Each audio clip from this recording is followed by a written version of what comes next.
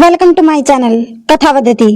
कहानी अच्छी लगे तो like subscribe share and comment जरूर करें। घर का माहौल तनावपूर्ण था। करीमा और उसके पति सुलेख के बीच के चिक से दोनों बच्चे 8 वर्षीय गौरव और 6 वर्षीय मिंकी सहमे सहमे से थे। दया हिम्मत कर गरिमा से बोली, बहू तुम्हारे आपस के झगड़े की वजह से तुम्हारे बच्चे सहम गए हैं। बच्चों के लिए ही सही आपस में झगड़ा बंद करो, रहने दीजिए। ये चिकनी चुपड़ी बातें अपने पास ही रखिए। मैं क्या करती हूँ क्या नहीं इस पर दिमाग मत लगाइए। जब बच्चों के पिता को उनके फ्यूचर का फिक्र नहीं तो मैं क्या करूँ। गरिमा की झिड़की भरी बात सुन दया चुपचाप अपने कमरे में आकर बैठ गई।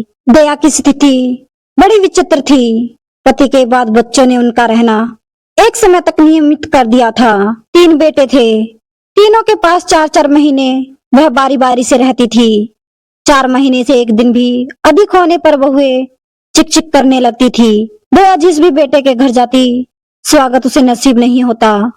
वह चुपचाप पहुंचकर अपने लिए रखे गए खाली कमरे में शिफ्ट कर जाती थी।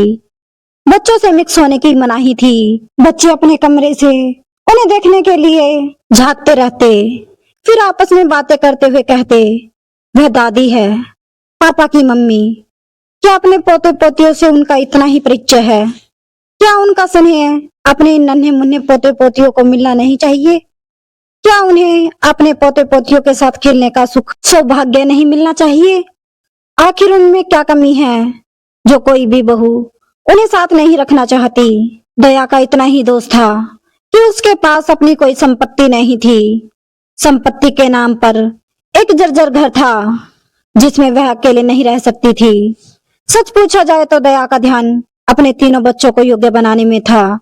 शायद इसीलिए वह घर बनाने पर जोर नहीं देती थी। जब तीनों बच्चे बन गए तो धर्मशंकर बोले थे, बेटों का पैसा नहीं छूना है। तीनों बेटे अपना अपना मकान या फ्लैट ले लेंगे। उसके बाद उनके सहयोग से घर भी बन जाएगा। मगर वक्त मनुष्य के इच्छा अनुसार बैठा नहीं रह सकता, ना ही लोगों का विचार जो घड़ी घड़ी बदलता है। एक एक कर तीनों बेटों की शादी के बाद धर्मशंकर भगवान को प्यारे हो गए। दया बेचारी जर्जर घर में अकेली ही रह गई। इंसान हमेशा आलोचनाओं से डरता है। अकेली दया उस जर्जर घर में रहती थी तो उसके बेटों को उसका खर्च देना पड़ता था और मानसिक खर्च भेजना किसी की भी पत्नी पसंद नहीं करती थी। फिर समाज के तानों का डर भी था। ऐसे में तीनों बेटों ने बारी बारी से माँ दया को अपने पास रखने का फैसला लिया। यह बेटे बहुओं की मजबूरी थी। ऐसे में दया जिस बेटे के घर जाती उसके साथ ऐसा ही उपेक्षापूर्ण व्यवहार होता था। आजकल दया अपने छोटे पुत्र सुलेख के घर आई हुई थी।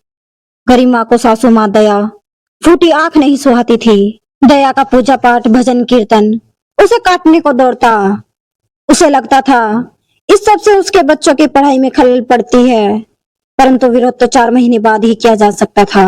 आज जब जून की आखिरी तारीख निकल गई तो जुलाई का एक दिन भी दया को गरिमा बर्दाश्त करने के लिए तैयार नहीं थी। सुलेख ने बड़े भैया को कॉल किया। बड़े भैया बोले, मैं अपनी सासू माँ के इलाज के लिए मुंबई आया हुआ हूँ, 10 तारीख तक वापस नहीं आ सकता। बाद में आता हूँ तो माँ को ले जाऊंगा। अब 10 दिन कोई कम नहीं होता। गरिमा क्यों रखे इतने ज्यादा दिन अपनी सास दया को? फिजूल में खर्चा क्यों? फिर भाई साहब कहीं झूठ तो नहीं बोल रहे? क्या माँ को साथ रखने से ज्यादा जरूरी सास का इलाज था? उनका साला नहीं था जो वह सासू माँ को नहीं ले गए? 10 तारीख को भी टिकट नहीं मिलने के कारण जब जेठ जी नहीं आए तो गरिमा का सब्र का बांध टूट गया। अपने पति सुलेख से झगड़ते हुए वह बच्चों के सामने ही बोल पड़ी, आपकी माँ यहाँ क्यों आती है? ससुर जी गए, वह भी चली जाती तो अच्छा होता। उनके आने से हमारे बच्चों पर बुरा असर पड़ता है। मम्मी के मुख से यह वाक्य सुन बच्चे दादी को घूरने लगे। वह दादी से रिजर्व हो गए थे। आज बड़े भाई का कॉल आया कि वो लोग मुंबई से आ गए हैं। गरिमा के दिल को चैन मिला। दया को दूसरे दिन जाना था। सुलेख माँ को साड़ी देना चाह रहा था। वह गरिमा से पूछा। गरिमा बोली, ठीक है, इस बहाने मैं भी अपने लिए कुछ ले लूंगी। कहकर पति पत्नी मार्केट निकल गए। बच्चों को दादी से बात करने की इजाजत नहीं थी, परंतु गरिमा के जाते ही बच्चे दादी की कमरे की तरफ बढ़े। अपना सूटकेस सेकती हुई दया बच्चों को देख पुचकारने लगी। दोनों बच्चे दादी के सीने से लग गए।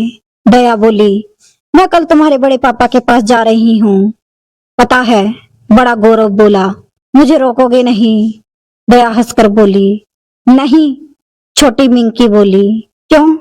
आपके आने से मम्मी पापा में झगड़ा होता है। हाँ दादी, गौरव मिंकी की बात काटते हुए बोला। दादी तुम क्यों आती हो? तुम्हारा अपना घर नहीं है? मम्मी तुम्हें पसंद नहीं करती है। अब फिर कभी मत आना दादी। बच्चों के मुख से ऐसी बातें सुन दया हतप्रभ रह गई। बच्चों के प्रति उमड़ता स्नेह को वह नियंत्रित कर बोली, मैं अच्छी नहीं लगती तुम लोगों को? दादी तुम तो बहुत अच्छी हो, परंतु मम्मी तुम्हारी इंसल्ट करती है। फिर जब उन्हें तुम्हारा आना पसंद नहीं तो तुम नहीं आओ। तभी दरवाजे की घंटी बजी। सुलेख और गरिमा वापस आ चुके थे। गौरव और मिंकी अपने कमरे की तरफ भागे। दया चुपचाप सूटकेस बंद करने लगी। दूसरे दिन दया ऑटो पर सुलेख के साथ बैठकर स्टेशन के लिए निकल रही थी। बच्चे दादी को बाय कर रहे थे। गरिमा सासू माँ का पांव छूते हुए बोली, फिर आइएगा माँ जी। दया कुछ नहीं बोली, सिर्फ फीकी मुस्कुराहट के साथ हाँ में गर्दन हिला दी। गरिमा की बात सुन बच्चे एक दूसरे के मुंह की ओर देखने लगे।